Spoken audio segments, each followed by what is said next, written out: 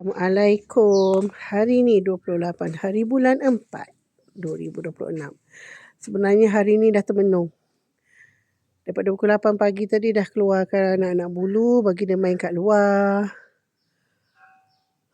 Sebab apa dah termenung? Sebelum ni sangkar satu. So letak dekat depan. Jadi tak pernah lagi letak sangkar di belakang. Jadi semalam hujan begitu lebat sampai air tutup lah semua ni. Cuma tak adalah sampai masuk dalam sangkar. Cuma apa ni, yang bahagian sini lah.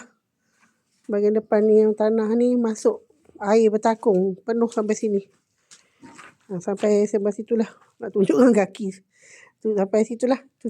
Putih tu.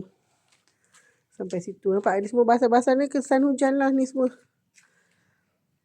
Jadi benda ni dah jadi macam kucing dah tak selesa.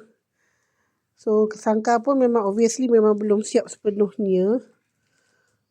Jadi benda ni jadi terbantut sebab mak kata lebih baik simenkan dulu.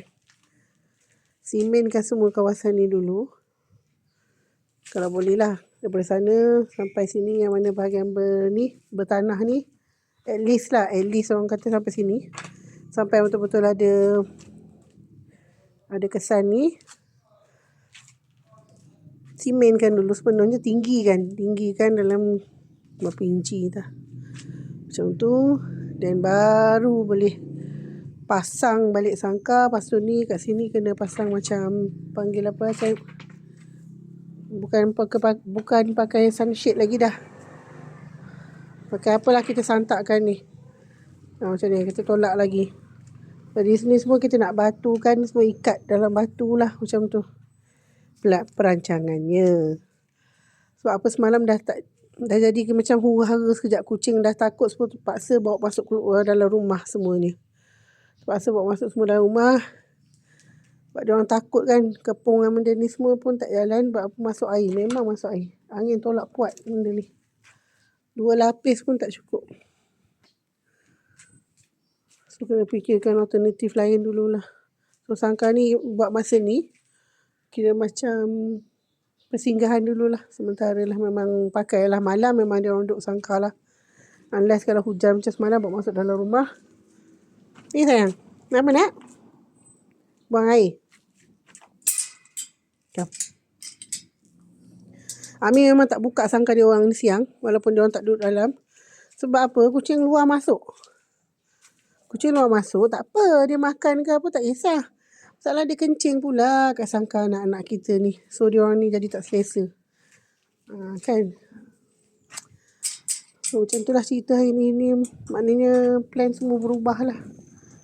Tiger tak balik malam tadi. Ni macam nak hujan lagi. So, jalan terbaik Ami kena simen dulu lah. Ami kena beli simen dulu. Buat sendiri je. InsyaAllah lah. Minta Allah bagi kederat. Buat slow-slow lah. Tak ada berangin. Memang belakang ni sebenarnya tak perlukan kipas kucing ni. Sebab dia berangin-angin kat belakang ni sebenarnya. Selesa. Memang selesa. Cakap pun gagap. Selesa yang amat sangat. Kalau redup. Berangin-angin. Memang angin memang banyak di belakang. Itu sebab memang nak letak dia orang ni di belakang. Masalahnya kita punya ni. Tak cukup. Dia pasang yang beli apa, trampolin. Bukan trampolin, apa pun dia panggil lah. Yang kali saya betul-betul plastik tu. Santakkan dia. Itulah. Kita kan arkitek terjun. So, tu je lah hari ni. Buat diam dulu lah. Buat benda lain lah. Buat apa yang boleh lah.